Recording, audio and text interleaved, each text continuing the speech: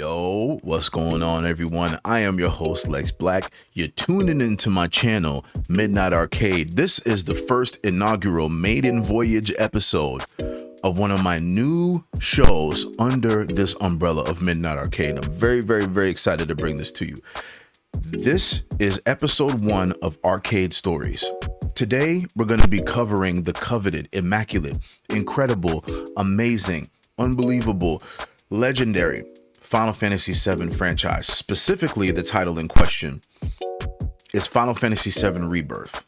Okay, I'm really excited to bring this to you guys. Before I jump into anything else, make sure you like, comment, subscribe, hit the bell icon to be notified whenever I drop that new heat. You heard? Yes, sir. That is never going to change. That is always going to be the slogan, my friends. So, as I've told you before, I'm working on a couple of different subsidiary channels within this umbrella. And one of these things, like I said, this is a series called Arcade Stories.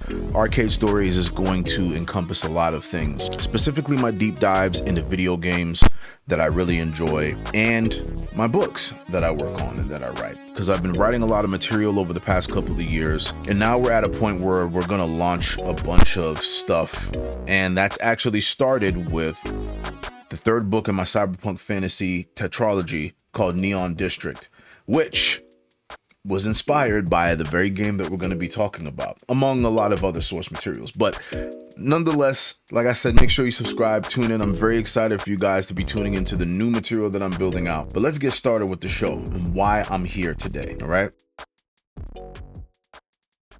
So when I covered Final Fantasy VII Rebirth the first time previously on my channel like a year or so ago, I barely scratched the surface, okay? I only touched on the basic chain of events up to the Junon area. And then I got turned off by the game. You heard it right. All that praise I just gave the game, all the praise I just sang it, I got turned off by the game, right? The game lost me. And after so many years of waiting for this to come to fruition, this game, I lost interest. I bought the PS5 specifically for Rebirth, okay? And get this, it was in retrospect really because of sensory overload. What do I mean by that? Simply put, there was just way too much to do in this game. Way too much, okay?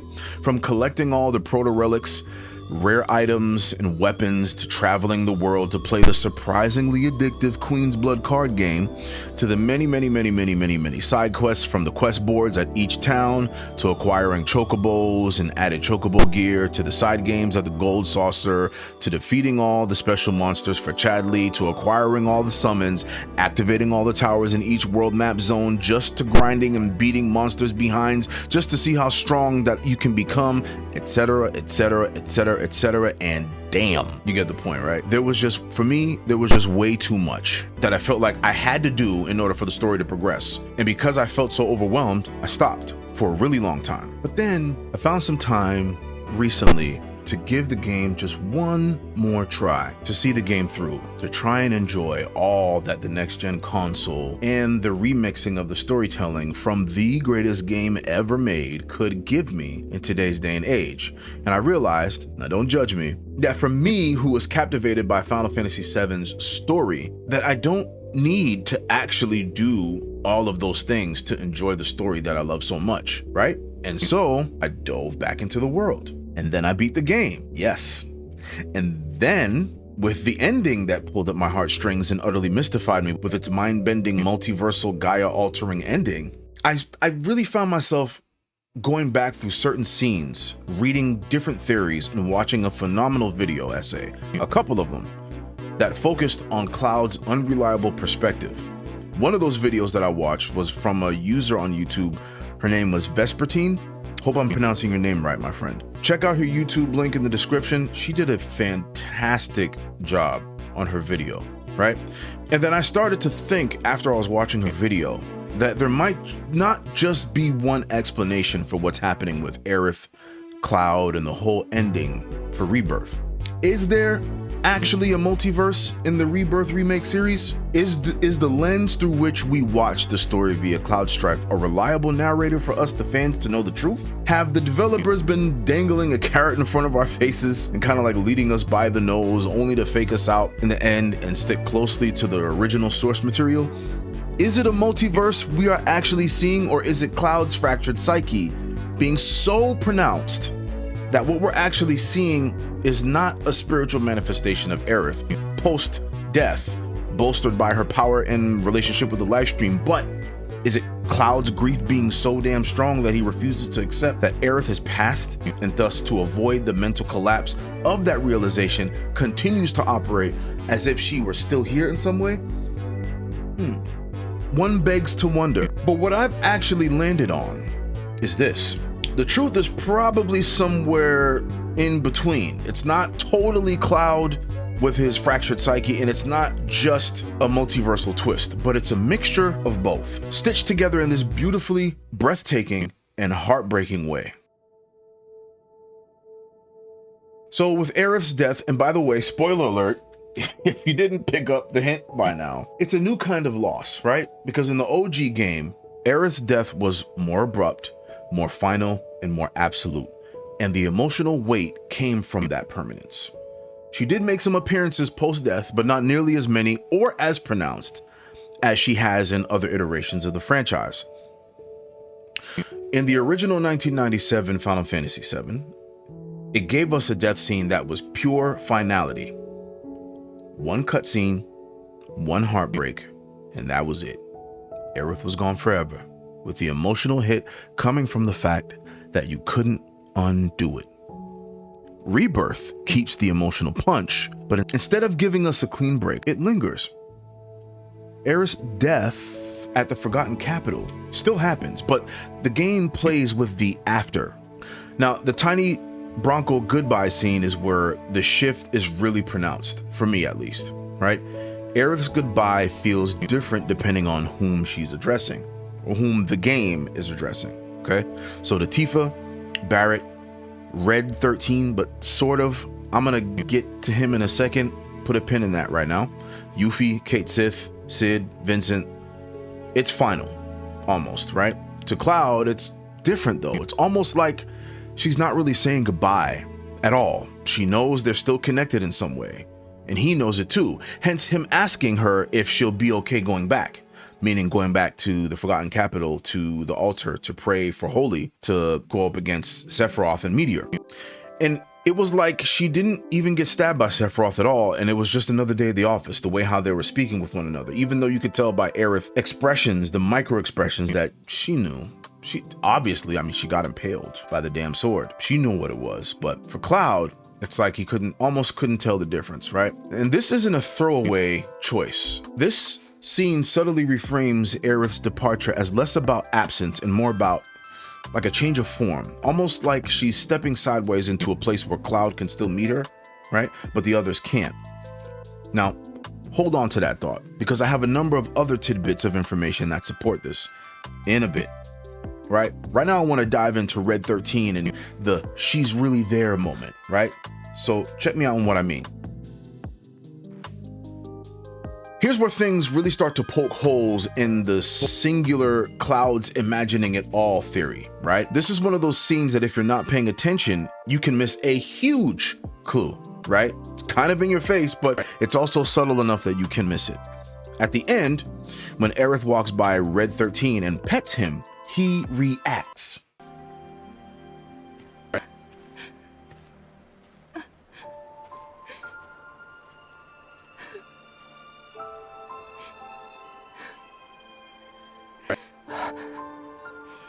Aerith?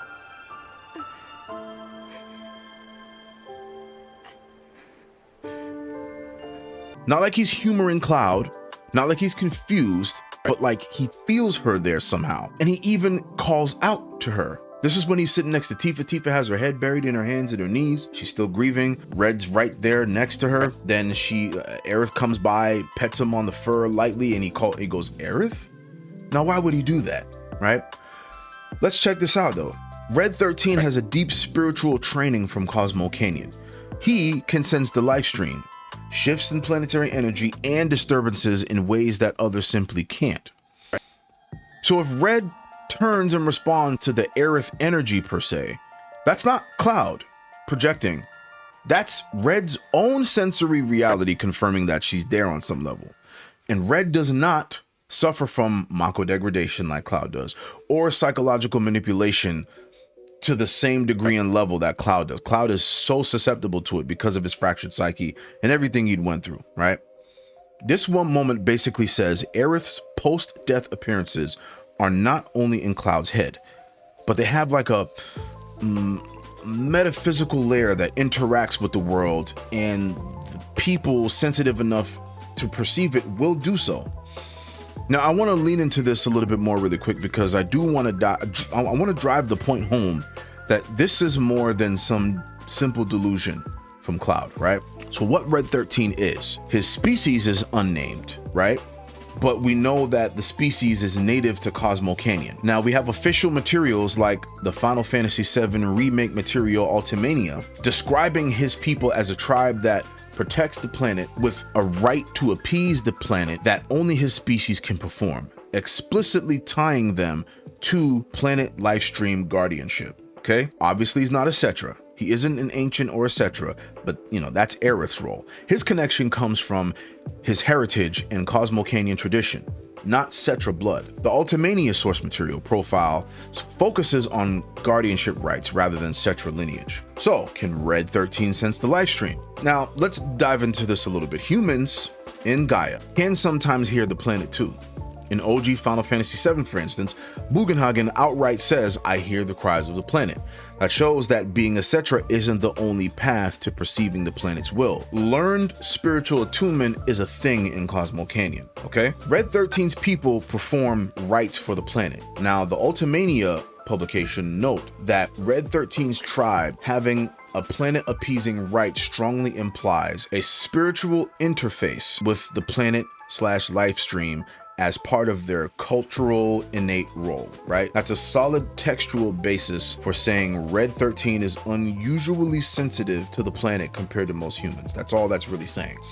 So how this plays out in the remake project, the Whispers, whom we're gonna dive into in a little bit, and who can see what.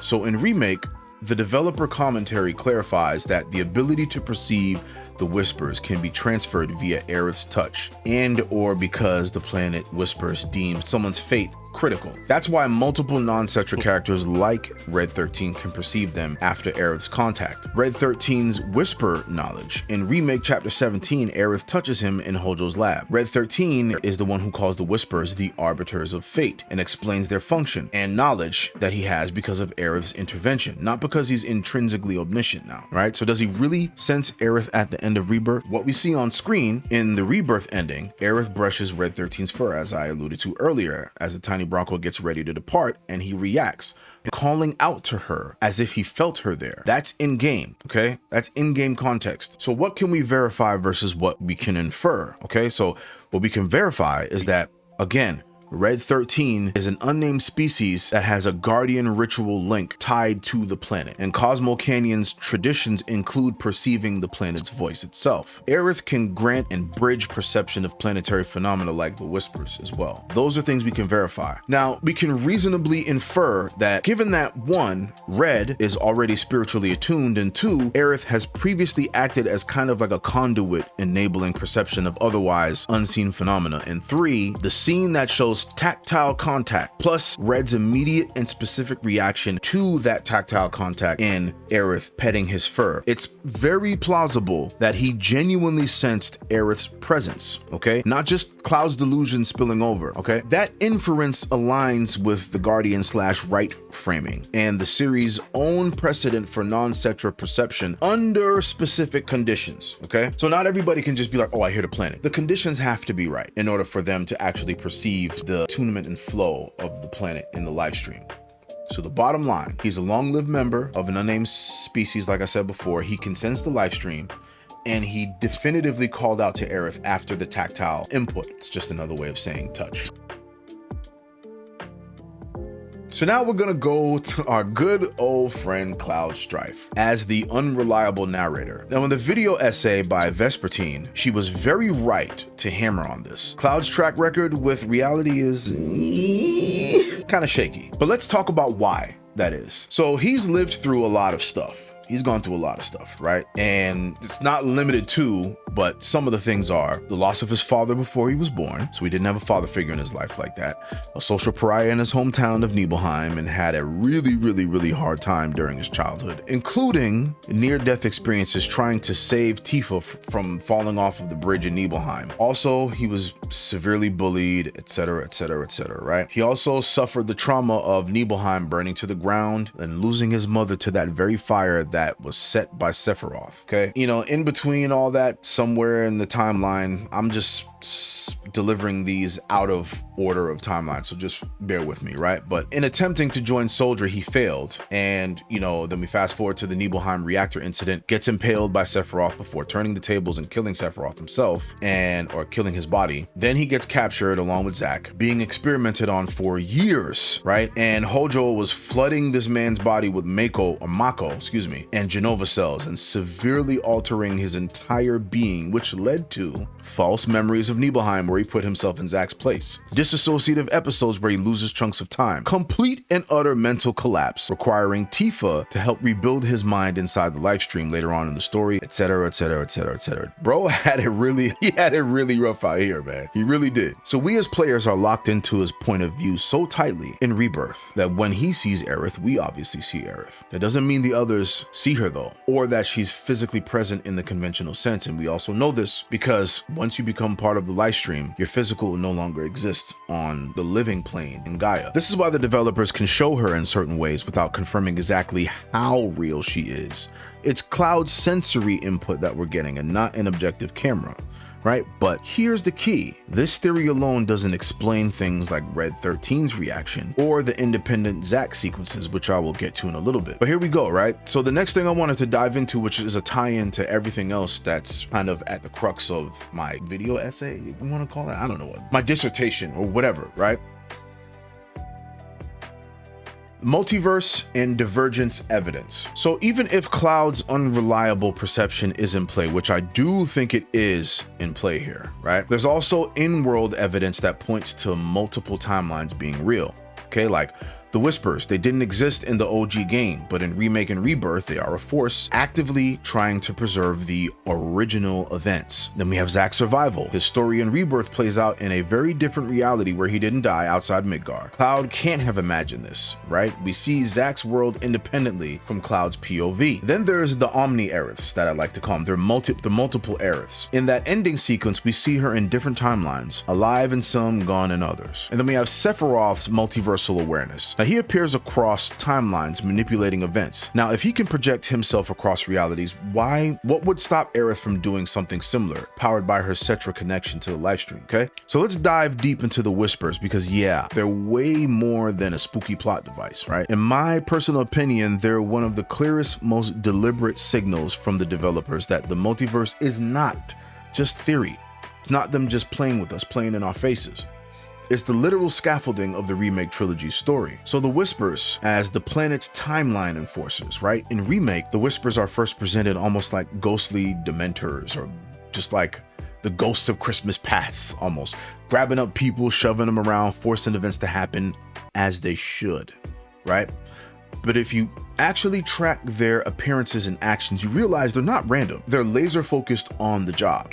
What's that job? To preserve the timeline of the original Final Fantasy VII events. So they appear whenever something starts to drift way too far off from the OG script, not just in the physical world, but in narrative causality, right? I'm gonna get a little trippy here. So examples in Remake: Aerith's first meeting with Cloud. The Whispers arrived almost immediately after they meet, as if marking the start of a critical juncture in the story. Then we have Jesse's injury. Now remember, when Jesse got hurt before the reactor mission, the Whispers intervene so that Cloud ends up joining, keeping the bombing missions lineup the same as in OG Final Fantasy VII. The Seventh Heaven attack. The Whispers literally block Barrett from dying at a point he shouldn't, ensuring his fate lines up with the original timeline, right? And that, correct me in the comment section, guys, I haven't played Remake in a while, but didn't Barrett also get stabbed by Sephiroth incarnation or something like that when they were confronting Rufus for the first time in the Shinra Electric Power Company Capitol building or whatever, and then a Whisper Whisper came and literally brought him back to life, because that's not where he, you know, was supposed to incur that kind of injury or whatever. Correct me in the comment section. Let's talk about that. I remember that sequence in the game. And then we also have to talk about Sephiroth's confrontation at the end, right? Where the moment where the Whispers are defeated and reality is no longer constrained by the original timeline, and Sephiroth is suddenly far freer to operate across timelines. And that begs another question, right? Because I know there was some chatter and some talk about Advent Children after Rebirth being debuted and brought back into canon, that Advent Children wasn't canon. Then I heard someone saying on another video, I think Maximilian Dude or something like that, shout out to him, or somebody, but they were talking about after those three, the Arbiters of Fate, were defeated, they represented like the spiritual essence of Kadaj, Laws, and man, I can't remember the other one. Guys, correct me in the comment section. The third Sephiroth incarnate in Advent Children. But like those Arbiters of Fate that were defeated ended up becoming like, you know, spiritual sprites for those three in Advent Children or something like that. But Advent Children is what I'm learning in my research of Rebirth, Remake, and the entire trilogy and the canon of the universe of Final Fantasy VII, is that Advent Children is still moderately involved in being canon. But again, let's have that discussion in the comment section. I would love to hear from you guys to get some confirmation, some more confirmation on that, right? But let's talk about why all the points that I had made prior about Aerith's first meeting with Cloud, Jesse's injury, Seventh Heaven attack, Sephiroth confrontation at the end, why they matter to the multiverse, right? So here's where it gets really interesting. The Whispers aren't just passively observing timelines, as I've stated earlier. They're active agents of one specific timeline survival. And that means they recognize multiple outcomes are possible and that they have a vested interest in one outcome in particular, the OG 1997 canon, all right? If they're able to distinguish between possible realities, that means that they have knowledge of and perhaps even direct access to the multiverse. And we saw that in the ending in Rebirth, right? They're like border patrol for one specific highway in an infinite highway system. When we destroy them at the end of Remake, we don't just stop them from interfering in the way that they would have liked. We literally blew a hole in the containment wall between timelines, right? I told you we're getting trippier. So their origin and nature, we got to talk about that. The Whispers are implied to be an extension of the planet's will, essentially the life stream trying to maintain the timeline that leads to its survival. This opens two important implications now. The planet believes that deviation could end badly for it, and we saw that in some of the alternate timelines. Maybe in some timelines, Meteor isn't stopped or wholly fails, right? Once they're gone, the planet loses its grip on narrative control, which means fate itself is malleable, easily shifted and molded, right? And dangerous actors like Sephiroth can now rewrite it, which is why you went into that really cryptic spiel all throughout the ending of Rebirth, talking about the merging of worlds, and it's just this weird, like, wax poetic of like this weird philosophical understanding that only he could get, only he could understand. It was really weird, right? But all that kind of ties into what I was just saying here. So the Whispers as evidence of Aerith and Sephiroth's multiversal reach. Now, when I was watching this and I was reviewing in my mind about Remake and Rebirth, and it led to the point that I brought up earlier about Aerith, like, if Sephiroth can do this, and he's actively doing this, jumping in different parallel universes and trying to manipulate things so that he can consolidate the power of all the worlds that he desires, so that he can become the god of all of them or whatever have you, why can't Aerith kind of essentially fundamentally do the same thing? So Sephiroth, after the Whisper's destruction in Remake, he starts speaking and acting with knowledge from outside the main timeline. Remember what I was just talking about with the ending of Rebirth and his wax poetic, right? And he was confronting Cloud with a familiarity that can't come from this life alone, right? Now with Aerith, she seems to know more about the Whispers than she should. Almost like she's already lived this before, right? And her "I'm doing this for the planet" tone in Remake suggests she knows removing the Whispers opens doors, both dangerous and hopeful ones. So in other words, both of them are players who can now access and move across these new cracks in reality. Again, trippy shit, man. So the big picture here, the Whispers are proof that the multiverse exists in the Final Fantasy VII Remake's continuity. They are active guardians of one specific reality, and we all know that's the OG reality from 1997, 1997's iteration of Final Fantasy VII, okay? Destroyed catalysts for the divergence and chaos we see in Rebirth, okay? That's what the Whispers are. Now, their removal is what allows Zack's divergent survival timeline to run parallel to Cloud's. and it's also what allowed him and Cloud to briefly, literally and physically interact in the same reality and realm to fight against the safer Sephiroth. Was it safer Sephiroth or Bizarro Sephiroth at the end of Rebirth, right? Which also, their removal also allows Aerith's multiple versions to exist simultaneously, hence the date that they went on at the end. And we know this was an alternate timeline because they had the different stamp dog for the chips or the snack or the mascot for that exist in the timeline. You know how they have the different stamps in the different divergent timelines, right? One's a beagle, one's a poodle, one's a pug or something like that. Correct me in the comment sections to get the specifics. And then the Whisper's removal is also what allows Sephiroth to try to sculpt his own perfect reality instead of being bound to the one where he loses, kind of like what I alluded to earlier, okay? So here's the other thing. Aerith's post-life presence in Advent Children parallels, right? Remember I was talking about Advent Children? This is where it gets really wild. Even though Advent Children, it's like inconclusive as far as whether it's canon or not. At least that's what I perceived in my research. Again, my friends, this is why I love having you guys watch this show with me, because if there's something that I'm saying that is incorrect, you know, let's discuss it in the comment section so we can break down more of this theory. That's the fun part, is having those conversations with you. So to my knowledge, from what I've been able to gather, it seems like Advent Children in some instances is canon and then isn't. I don't know, correct me in the comment section, right? But in Advent Children, its portrayal of Aerith lines up almost too well to ignore, right? She speaks to Cloud in moments of crisis. Most people can't see her, but her presence physically impacts the world, like the rippling water or the flower petals, right? She guides him subtly, giving him pushes at critical moments, like, you know, for instance, where she appeared to him in, was it the Forgotten Capital when he went to face off against Kadaj and his brothers or whatever? And then also Bahamut, the fight with Bahamut, where she was the last hand to give him the push to go through his massive energy ball and cut him down. And then there's Sephiroth's line in Advent Children. And I'm paraphrasing here, but he says, "I will never be just a memory," or I will not be just a memory. After Cloud waxed that ass with the new Omni Lash, right? Which was fire, by the way. I was watching clips of that the other day, just all the fights.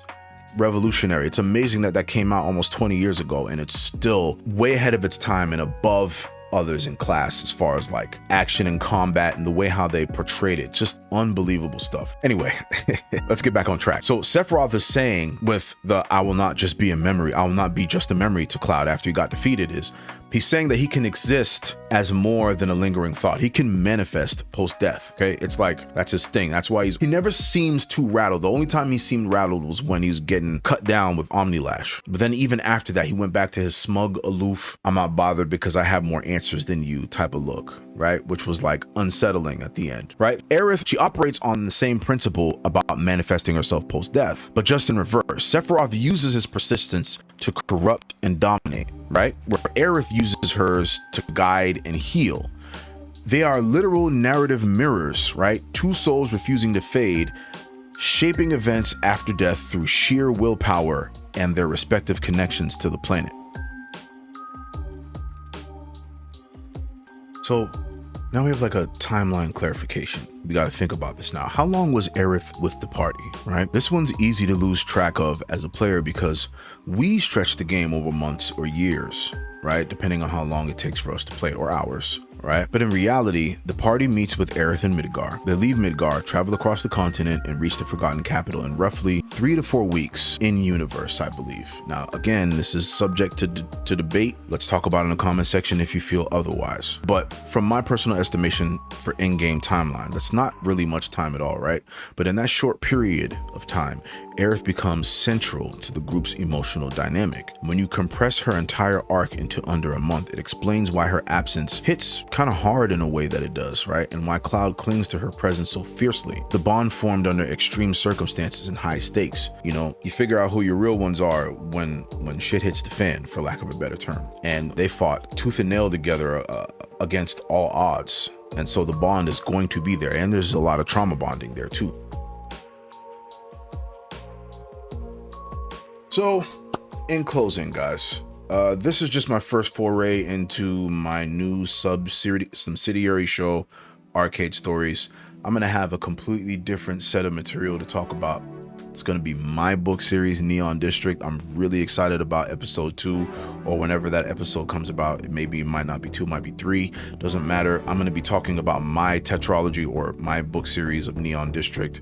It's going to be really, really dope. If you're really interested in independent authors and sci-fi and fantasy and cyberpunk and all that stuff, you're definitely going to want to tune into this. But anyway, in closing, here's what I landed on after all of this discussion. Cloud's unreliable narration is absolutely in play. The multiverse is real. We've seen it from multiple independent perspectives, not just Cloud's.